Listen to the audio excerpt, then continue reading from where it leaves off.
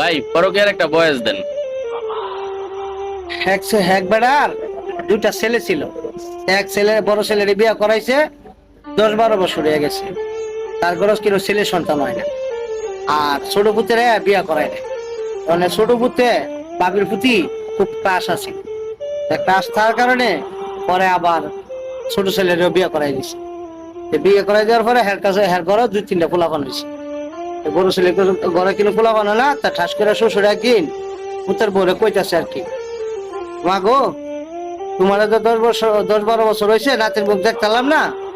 আমি শুনছি ওই যে বরতলা আপনার এক দরবেশ বাবা বয়, সেখান থেকে পানি পড়া, আর হেবেটার কথা মতো চললে গেলে মানুষের ছেলে সন্তান হয়। যদি যাইতা চাপ বাজাম।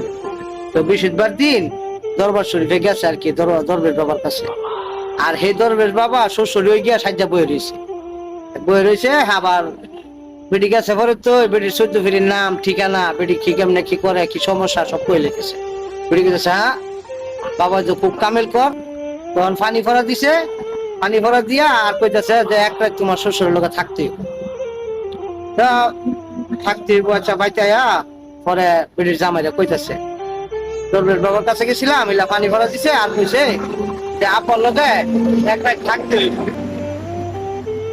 সমস্যা কি, তোমার আপা আর আমার আপা তো এক কতই, এক রাত থাকলে যদি আমরা একটা কিছু হয় তাহলে ভালো না, তো থাকবা।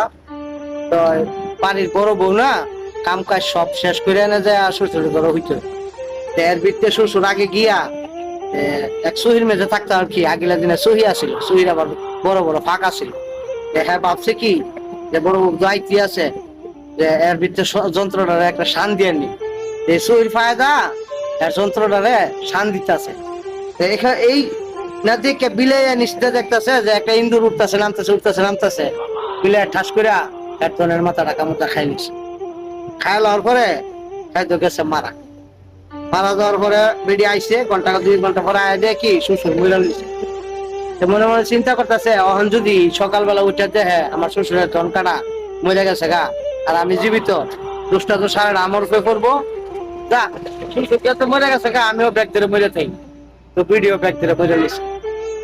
সকালবেলা দরজা মরজা কেউ খুলে না, বড় ফুটাইছে আয়া দরজাটা সাফাইতেছে, উঠে না, পরে বাইঙ্গে ঢুকছে।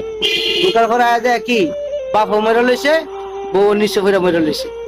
ছোট ভাইটা ডাকে আনছে, বাইরে এদিকে কি হয়েছে, তোর বাবিও মারা গেছে, আব্বাও মারা গেছে, মানে কি করার, তুই গিয়া মানুষজনরে খবর দে আর গিয়া কাফনের কাপড় আনগা, আমি এটারে কোনটা রাজ পাহারা যাই, এর ভিত্তি আবার বাইরে বার করুন না, 2-3 লগ লইয়া।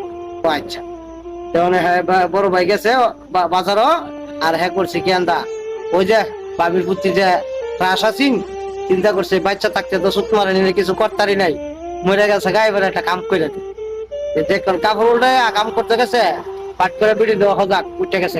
এই গুলাম তুই করস কি, হুমা তুই মরস নাই, তো মরছিলাম, কিন্তু তুই যে কাম করতে গেছ তো আমি অনেক ভালো গেছি। বিড়ি তো আর হাসারে মরে নাই, অভিনয়ের মরা মরছে আর কি। তখন হের মাথার বুদ্ধি হলো কি রে, আমার বাবির এই কাম করার পরে বাবি ভালো গেছে গা, তাহলে বাইরে খবর দেন। বাইরে খবর দেন না, ঘটনাটা কইছে বাবির এই করছি পরে বাবি ভালো গেছে গা, অনে আয় বাপের 2 ভাই মিলে ফুটকি মারে। তখন করছে কি 2 ভাই মিলে বাপের ফুটকি মারে, কিন্তু বাপ আর ভালো না, হ্যাঁ তো হাসারে মরা মরছে। এর জন্য কই কেউ ওই পরের বউর দিকে পুতের বউর দিকে লোভ দিও না, যদি দেও তাহলে লাস্টে ফুটকি মারা গাও খাইয়া মরবা।